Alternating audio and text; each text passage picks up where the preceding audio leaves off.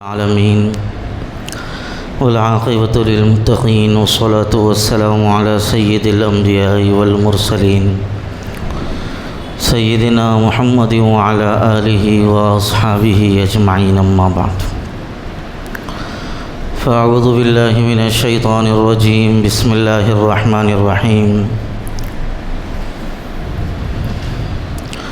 وآت ذا القربى حقه والمسكين وابن السبيل وقال الله تعالى لن تنالوا البر حتى تنفقوا مما تحبون صدق الله العظيم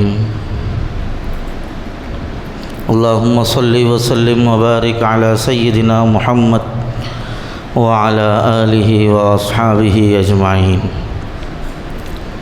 قابل قدر معزز بھائیوں، بزرگوں، نوجوان دوستوں، اس ملک کی آزادی اور اس کی ترقی میں مسلمانوں کا بہت بڑا کردار رہا ہے، بلکہ ایک سچی حقیقت یہ ہے کہ اس ملک کو آزاد کرانے میں مسلمانوں نے جو نمایاں کردار ادا کیا ہے اس کی نظیر تاریخ میں نہیں مل سکتی۔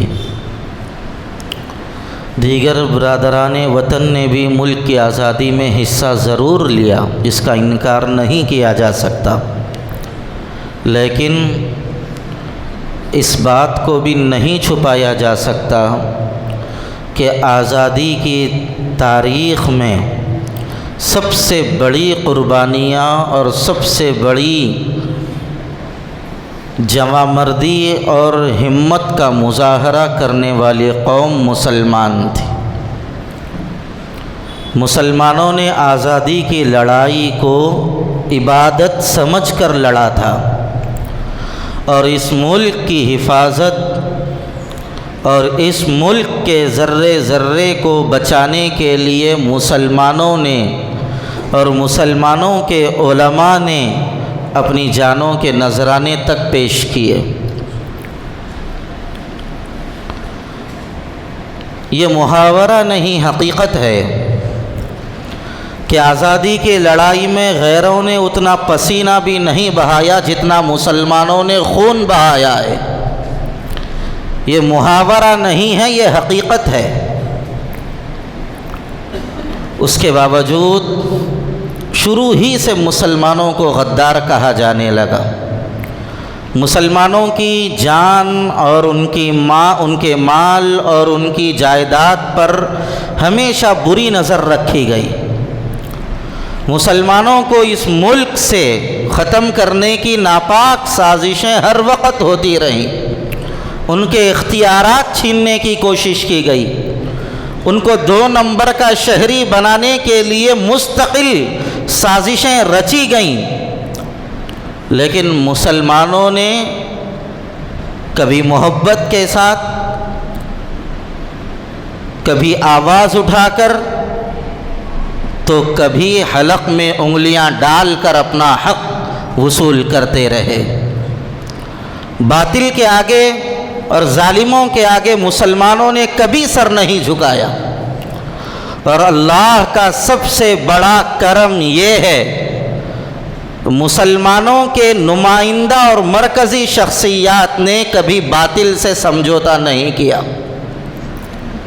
ہر زمانے میں دلال پیدا ہوتے رہے، ابھی بھی دلال پیدا ہو رہے ہیں، لیکن ملت مسلمہ کا ایک بڑا طبقہ اللہ کی توفیق سے حق پر جمع رہا اور حق کی تائید کرتا رہا اور باطل کی مخالفت کرتا رہا۔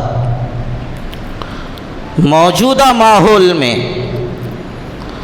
جب ان لوگوں نے دیکھ لیا کہ مسلمانوں کو ختم نہیں کیا جا سکتا، تو مسلمانوں کی جائیدادوں کو ختم کر دیا جائے، ان کی ملکیت پر حملہ کیا جائے، اور مسلمانوں کی ایک بڑی طاقت وقف ہے، اور وقف کی جائیدادیں ہیں، وقف کی املاک ہیں، یہ مسلمانوں کی قوت کا ایک بڑا حصہ ہے۔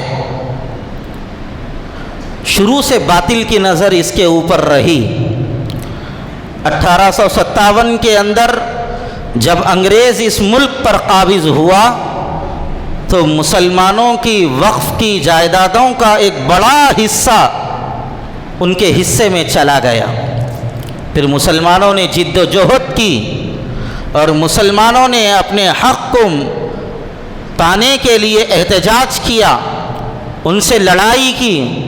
پھر اللہ کا شکر یہ ہوا کہ 1863 کے اندر مسلمانوں کو وقف جائیدادوں کے اندر ان کا حق ملا۔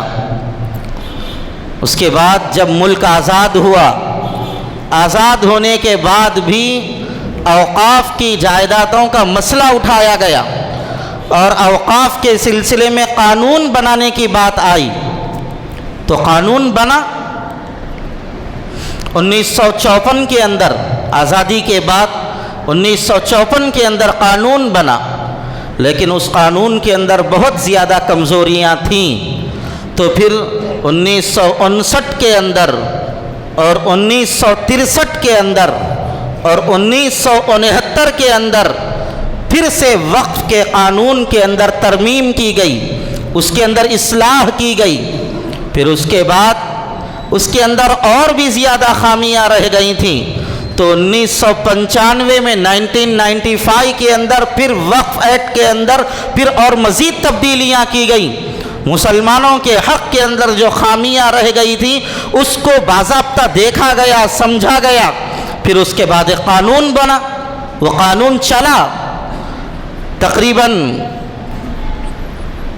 15 سال تک۔ پھر اس کے بعد 2010 اور 2013 کے اندر پھر سے وقف کے اندر نئی اصلاحات کی گئیں اور ترمیم کی گئی۔ پھر اس کے اندر اس بات کا لحاظ رکھا گیا تھا کہ سچر کمیٹی کے اندر جو باتیں پیش کی گئیں اس وقف قانون اور اس وقف ایکٹ کے اندر ان باتوں کا لحاظ رکھا جائے، لیکن یہ حکومت پھر سے دوبارہ وقف قانون کے اندر اور وقف کی جائیدادوں کے اندر ترمیم کرنا چاہتی ہے، اور اس کی ترمیم کا مقصد یہ نہیں ہے کہ مسلمانوں کو فائدہ پہنچے، بلکہ ان کا واحد اور بنیادی مقصد یہ ہے کہ مسلمان قوم کو کس طریقے سے اس ملک کے اندر کمزور کیا جائے۔ سب سے پہلے ان کی جائیدادوں کو چھین لیا جائے۔ جب ان کی جائیدادوں کو چھین لیا جائے گا تو یہ بے حیثیت ہو کر رہ جائیں گے۔ معیشت اور جائیدادیں اور زمین ہر قوم کا ایک بنیادی حصہ رہی ہیں، اس کی وجہ سے قوم مضبوط ہوتی ہے۔ آپ دیکھیے، جس کے پاس ذاتی مکان ہوتا ہے وہ سر اٹھا کے گھومتا ہے، اور جس کے پاس ذاتی مکان نہیں ہوتا وہ منہ مانگا کرایہ دے کر بھی اپنے مکاندار کے آگے سر جھکانے پر مجبور رہتا ہے۔ یہی کیفیت اور یہی حال یہ مسلمانوں کا کرنا چاہتے ہیں۔ آپ کو سن کر حیرت ہوگی کہ ان لوگوں نے ایسے 15 تجاویز وقف قانون کے اندر لانے کی کوشش کی ہے کہ جس کی وجہ سے پوری وقف کی حیثیت ہی ختم ہو جائے۔ وقف کی جو قوت ہے، وقف کی جو طاقت ہے، اور مسلمانوں نے اللہ کے راستے میں جو چیزوں کو وقف کیا ہے اس کی حیثیت بالکل ختم ہو کر رہ جائے، اور وہ بالکل عام زمینوں کی طرح اور عام جائیدادوں کی طرح اس کی حیثیت ہو جائے۔ وقف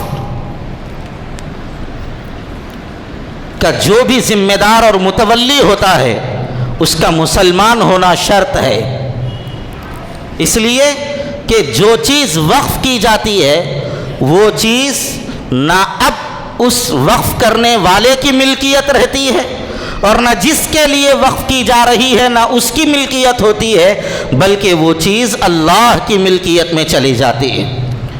ایک صاحب نے یہ مسجد بنائی، مسجد بنانے کے بعد انہوں نے یہ کہہ دیا یہ مسجد اب اللہ کے لیے وقف ہے۔ اب اس کے بعد وہ اس مسجد کو بیچنا بھی چاہیں گے تو نہیں بیچ سکتے، کیوں؟ اب ان کی ملکیت سے یہ چیز نکل گئی۔ ہاں، متولی ضرور رہ سکتے ہیں، لیکن نہ اس کو بیچا جا سکتا ہے، نہ وہ یہ کہہ سکتے ہیں کہ میرے مرنے کے بعد میرا بیٹا اس جائیداد کا وارث ہوگا، نہیں ہو سکتا اس کا وارث۔ کیوں؟ اس لیے کہ اب یہ کسی کی ملکیت میں نہیں رہی، اب یہ اللہ کی ملکیت میں چلی گئی ہے۔ تو وقف کی حفاظت کا مسئلہ بھی یہ ہے کہ وقف کی حفاظت یہ مسلمانوں کی جائیداد کی حفاظت کا مسئلہ نہیں ہے، یہ اللہ کی ملکیت کی حفاظت کا مسئلہ ہے۔ اور ایک بات ہم لوگوں کو کان کھول کر سن لینا اور یاد رکھ لینا چاہیے، اگر وقف جائیدادوں کی حفاظت کے لیے ہم آگے نہیں بڑھیں گے تو یاد رکھ لیجئے اللہ کو ہماری ضرورت بھی نہیں ہے۔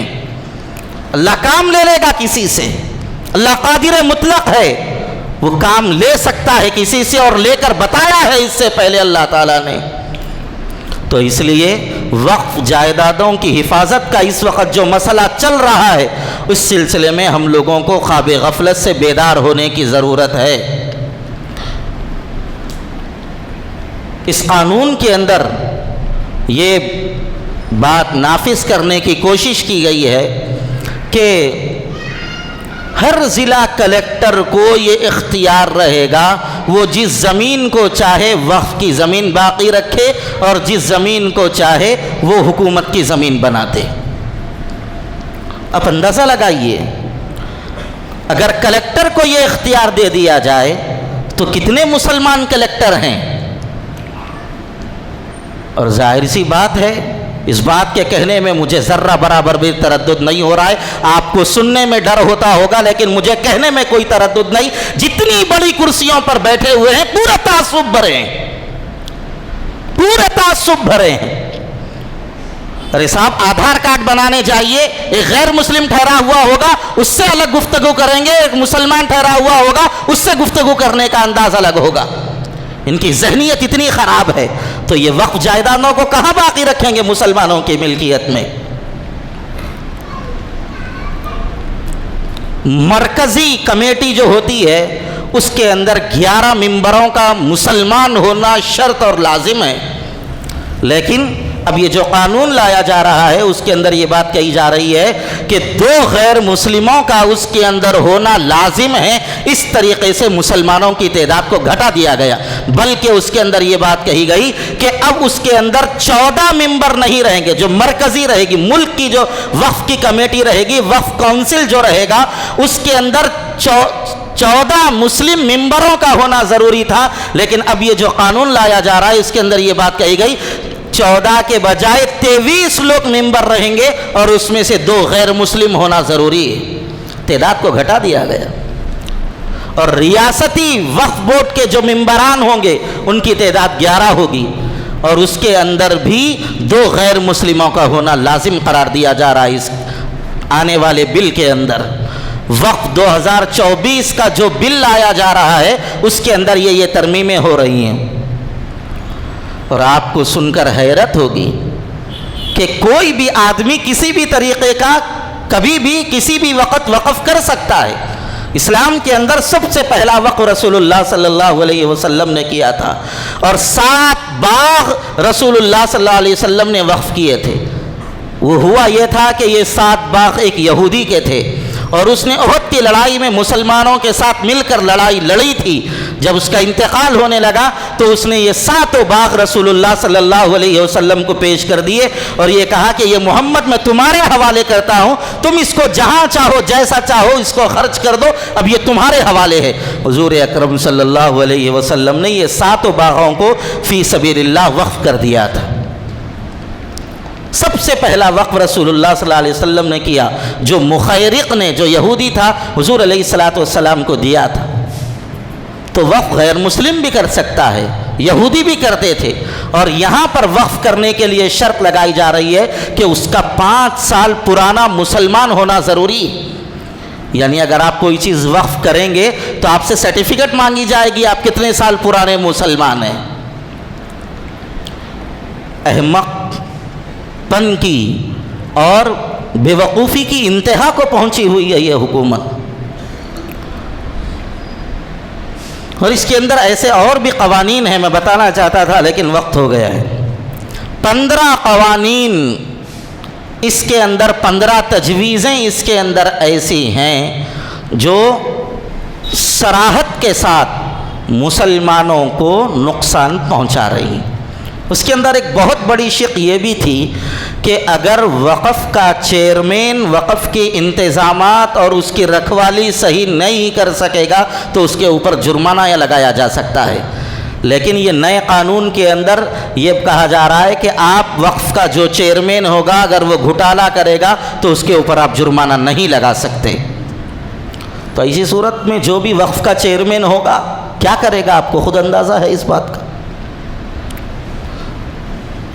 ان کو جب کوئی گرفت کرنے والا نہیں ہے تو وہ کیا کیا کریں گے؟ اب اتنی گرفت کرنے والے ہیں تو کیا کر رہے ہیں؟ جب کوئی گرفت کرنے والا ہی نہیں ہوگا تو کیا کریں گے؟ اسی طریقے سے وقف کے جو ممبران ہوتے تھے ان کا سلیکشن الیکشن کے ذریعے ہوتا تھا، لیکن اس قانون کے اندر یہ بات لائی جا رہی ہے کہ حکومت اپنی مرضی سے جس کو چاہے وقف کا ممبر بنا سکتی ہے۔ آپ اندازہ لگائیے یہ ایسے قوانین ہیں جس سے وقف کی پوری قوت کا خاتمہ ہو کر رہ جائے گا۔ تو اس کے لیے ہم لوگوں کی ذمہ داری ہے کہ ہم لوگ خواب غفلت سے بیدار ہوں۔ وقف کا مسئلہ ہمارا مسئلہ ہے، یہ مسجدیں وقف ہیں، مدرسوں کی زمینیں وقف ہیں، قبرستان وقف ہیں، اولیاء اللہ کے آستانے اور درگاہوں کی زمینیں وقف ہوتی ہیں، عاشور خانے وقف ہوتے ہیں، اور مسلمانوں کی بھلائی کے لیے ایک بڑی زمین لوگ وقف کر دیتے ہیں، وہاں پر مسلمانوں کو بسایا جائے۔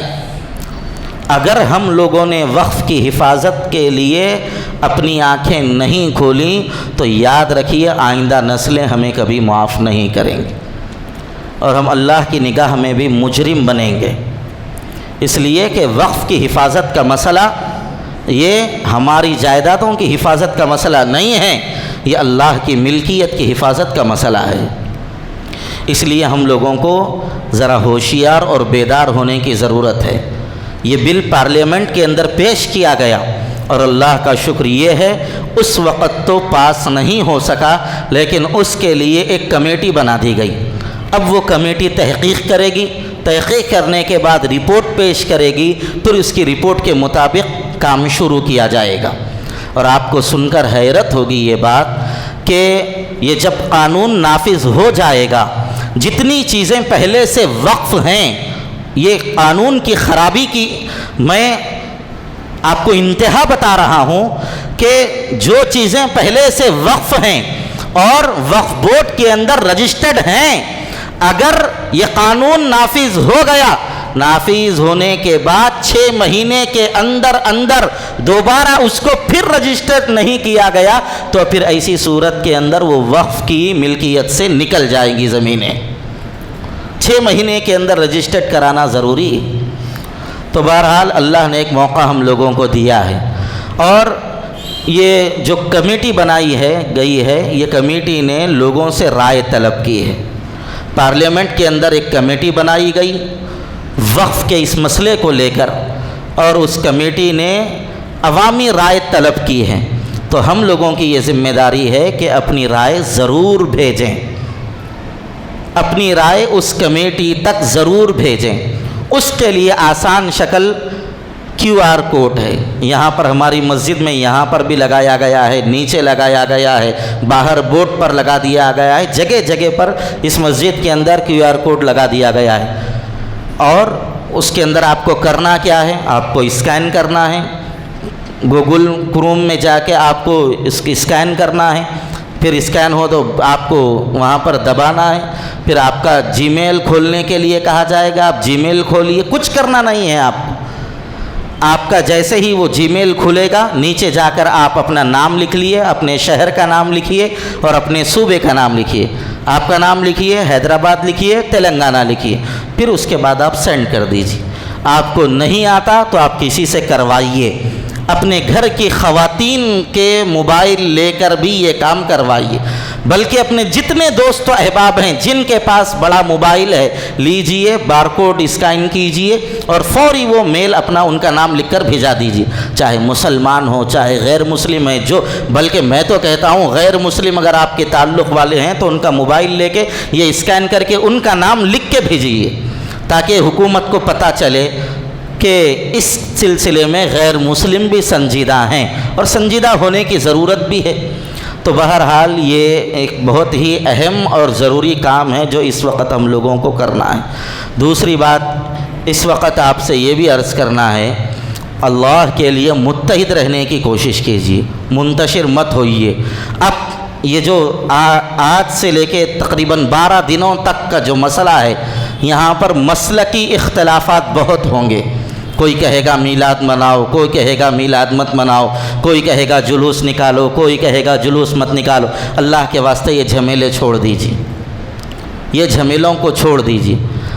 آصف آباد میں کیا ہوا جینور کے اندر آپ سب لوگوں کو معلوم ہے، وہاں پر عزتیں لوٹی گئیں خواتین کی، کاروبار ختم کر دیے گئے مسلمانوں کے، دکانیں جلا دی گئی مسلمانوں کی، مسجدوں پر حملے کیے گئے، اور ہم لوگ کیا کر رہے ہیں؟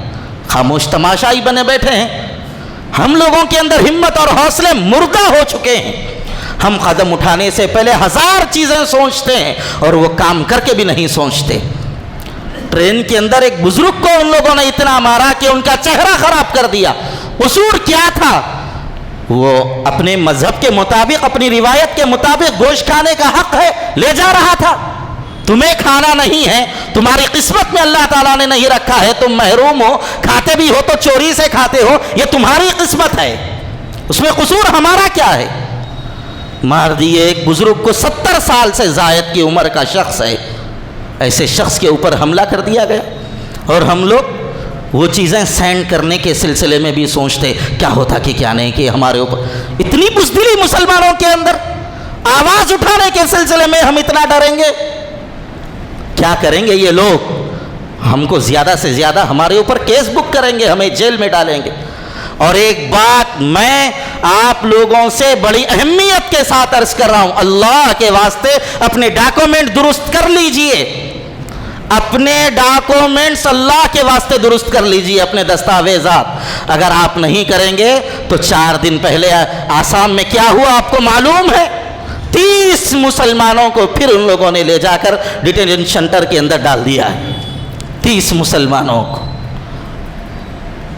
علماء اپنے حلق سکا رہے ہیں بول بول کے اپنے دستاویزات درست کرو، لیکن جو نہیں رنگ رہی ہے۔ جب حالات آتے ہیں رو رہے ہیں، چلا رہے ہیں، پریشان ہو رہے ہیں، اس وقت فائدہ کیا ہوگا؟ اس لیے جو کام اس وقت کرنے کا ہے وہ کرنے کی ضرورت ہے۔ اللہ ہم لوگوں کو اپنے کرم سے عقل سلیم عطا فرمائے اور صحیح علم و عمل کی اپنے کرم سے توفیق عطا فرمائے۔ وآخر دعوانا الحمدللہ رب العالمین۔